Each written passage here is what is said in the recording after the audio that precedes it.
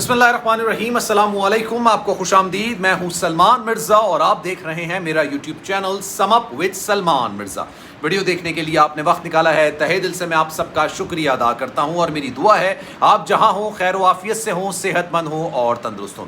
جناب دعا زہرا کے انٹرویو نے، اور یہ مبینہ طور پر پہلا انٹرویو ہے غالباً جو کہ دعا زہرا نے کافی عرصے بعد دیا ہے، اور کیونکہ عدالت میں معاملات چل رہے تھے تو ظہیر احمد اپنے انٹرویو میں کہہ رہے ہیں کہ ہم انٹرویو کافی عرصے سے دینا چاہتے تھے، ہم لوگوں کے یوٹیوب ویڈیوز دیکھتے تھے، کامنٹس پڑھتے تھے تو ہمیں ہنسی آتی تھی کہ میں کسی نیکسس کا حصہ ہوں، میں ایک بڑے گروہ کا حصہ ہوں، میں نے دعا زہرا کو اغوا کیا ہے۔ لیکن دعا زہرا بظاہر اس ویڈیو کے اندر، اس انٹرویو کے اندر بڑی خوش نظر آ رہی ہے، بڑی مطلب اطمینان کے ساتھ نظر آ رہی ہے، پرسکون نظر آ رہی ہے اور پرسکون انداز میں انٹرویو دے رہے ہیں۔ بظاہر میرا جو انالیسس ہے اس انٹرویو کے حوالے سے وہ یہ ہے کہ جناب بہت ہی فرینڈلی انٹرویو تھا، بہت ہی بچکانا انٹرویو تھا، بہت ہی ایسے سوالات تھے کہ آپ جیسے کہتے ہیں نا فل ٹاس دیتے ہیں سامنے والے کو کہ یار تو آرام سے چھکا مار دے، کوئی ایسا مسئلہ نہیں، کوئی سخت سوال نہیں تھا، کسی قسم کا کوئی ایسا سوال نہیں کیا گیا جو کہ سوشل میڈیا پر اس کیس کے حوالے سے اٹھائے جائے۔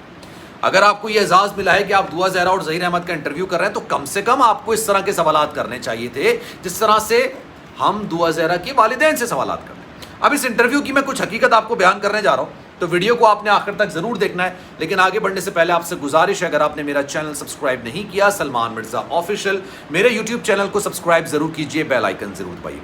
دعا زہرا نے اپنے انٹرویو کے اندر کئی سارے انکشافات کیے ہیں۔ پہلا انکشاف انہوں نے کیا کہ جناب وہ سب سے پہلے رکشہ لے کے نکلتی ہیں، اس کے بعد ایئرپورٹ پہ جا کے وہ ٹیکسی پکڑتی ہیں، ٹیکسی پکڑنے کے بعد وہ لاہور آتی ہیں، لاہور آنے کے بعد وہ سب سے پہلے ظہیر احمد کو دیکھتی ہیں۔ اس سے پہلے انہوں نے ظہیر احمد کو کبھی نہ پکچرز میں دیکھا، نہ کبھی ملی، نہ کبھی ان کو پتا چلا کہ ظہیر احمد دکھتے کیسے۔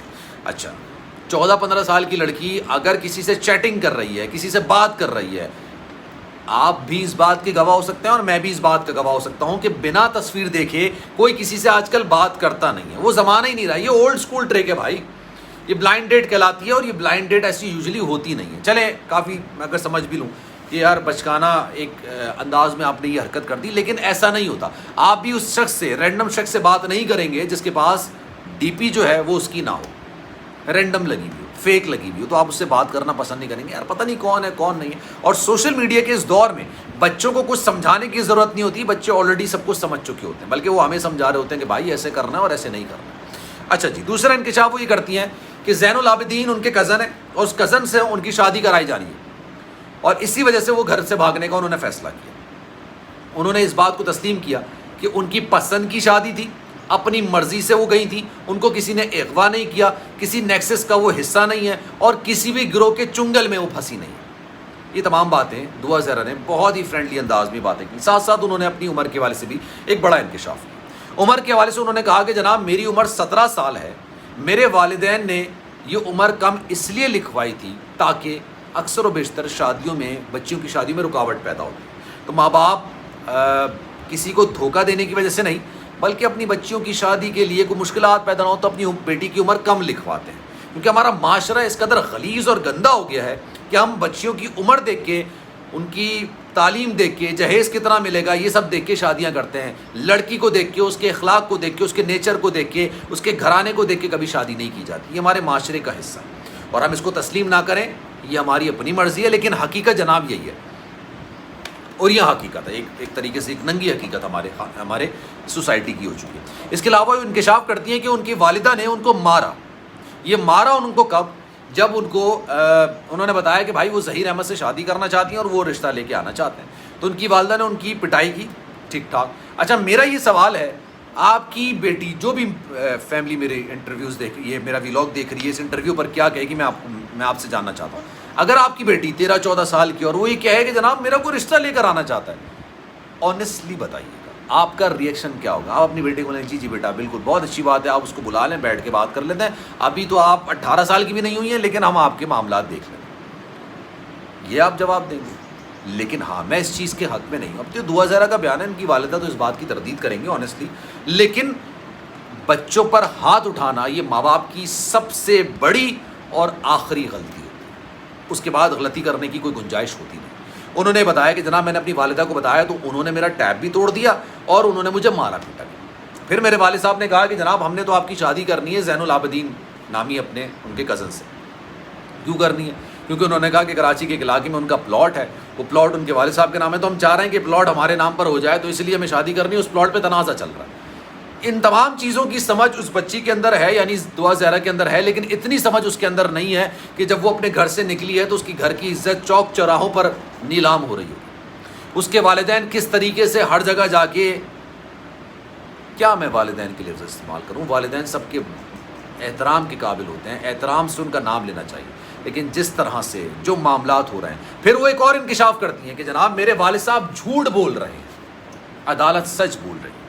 میرے والدین نے جب مجھ سے ملاقات کی، وہ بھی عدالت کے کہنے پہ، میں ملنا نہیں چاہتی تھی اپنے والدین سے، لیکن میں نے، آپ سوچیں ہماری سوسائٹی کہاں جا رہی ہے. ایک 14-15 سال 17 سال کی لڑکی، چلے میں 17 سال کی بات کر دیتا ہوں، اپنے والدین کے بارے میں کہہ رہی ہے میں تو ان کی شکل نہیں دیکھنا چاہتی، میں ان سے ملنا نہیں چاہتی. سیریسلی، مطلب اتنے بڑے ہو گئے بچے، اتنے ماں باپ ظالم ہو گئے. ماں باپ کے سامنے تو اف کرنے کی بھی اجازت نہیں ہے ہمارے اسلام کے اندر. اسی اسلام کی جس کی بات دعا زہرا کر رہی تھی کہ میں نے اپنے آپ کو کور کر کے رکھا ہوا تھا، میں نہیں چاہتی تھی کہ لوگ مجھے دیکھیں، مجھے اچھا لگتا ہے بایا کرنا. اسی اسلام میں سب سے پہلے احکامات یہ ہیں کہ ماں باپ کے سامنے اف نہیں کرنا چاہیے. پھر جناب وہ یہ کہتی ہیں کہ جب میرے والدین سے میری ملاقات ہوئی تو میں نے انکار کر دیا کہ مجھے اپنے والدین سے ملنا نہیں ہے. پھر انہوں نے کہا کہ معاملہ سیٹل آؤٹ کر لیتے ہیں، معاملہ بہتر کر لیتے ہیں، آپ ہمارے ساتھ گھر چل لیں. میں نے ان سے کہا کہ آپ کمپرومائز کر لیں، ایکسیپٹ کر لیں. انہوں نے کہا ہم کمپرومائز نہیں کریں گے، ہم ظہیر احمد کو ایکسیپٹ نہیں کریں گے، آپ ہمارے ساتھ گھر چلیں.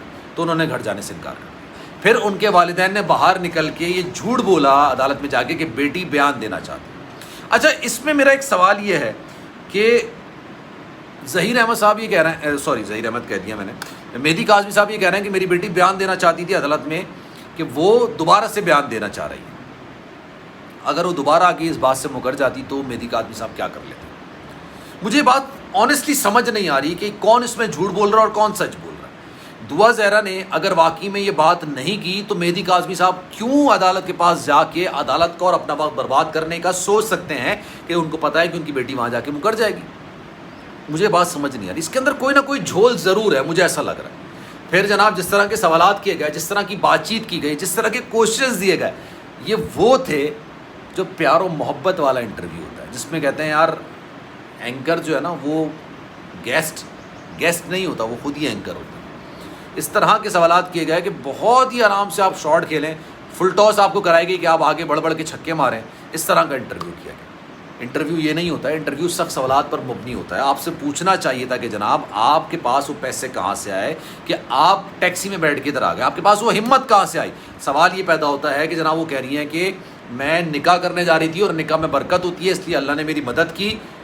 اللہ نے مدد آپ کی مطلب آپ سوچیں کیا وہ بات کریں کہ کراچی سے وہ نکل کے لاہور تک پہنچی ہیں اور انہوں نے یہ بات بولی کہ ان کے ساتھ راستے میں کوئی ایسا واقعہ نہیں ہوا جو کہ ہم فی الحال اس بات کو ایکسیپٹ نہیں کریں. ہم اگلی گلی میں اپنے بچوں کو جانے نہیں دے سکتے کہ یار اللہ نہ کرے کوئی برا حادثہ نہ ہو جائے. اس وقت ہماری سوسائٹی کا المیہ یہ ہو گیا. مجھے سمجھ نہیں آیا، میں جب انٹرویو دیکھ رہا تھا تو مجھے لگ رہا تھا کہ جناب اچھا، میں شروع سے ایک بات کہہ رہا تھا کہ مجھے کہیں سے یہ اغوا کا معاملہ لگتا نہیں ہے. دعا زہرا اپنی مرضی سے گئی ہے، اس بات کو تسلیم کرنا چاہیے. غلط قدم اٹھایا ہے، اس بات کو میں ایک نہیں 1000 بار بولوں، لیکن میں شاید یہ ماننے کو تیار نہیں ہوں کہ یار یہ نیکسس ہے، اور اگر ہوتا تو ابھی تک نظروں میں سامنے آ جاتا. جناب اس پر آپ کی رائے کیا ہے؟ کامنٹ سیکشن میں رائے کا اظہار ضرور کیجیے گا. سلمان مرزا کو دیجیے اجازت. زندگی رہی، صحت رہی. انشاءاللہ آپ سے پھر ملاقات ہوگی. جانے سے پہلے گزارش، اگر آپ نے میرا چینل سبسکرائب نہیں کیا سلمان مرزا آفیشیل، میرے یوٹیوب چینل کو سبسکرائب ضرور کریں، بیل آئیکن ضرور دبائیں. خیال رکھیے گا اپنا. زندگی رہی، صحت رہی. پھر آپ سے ملاقات ہوگی. اللہ حافظ.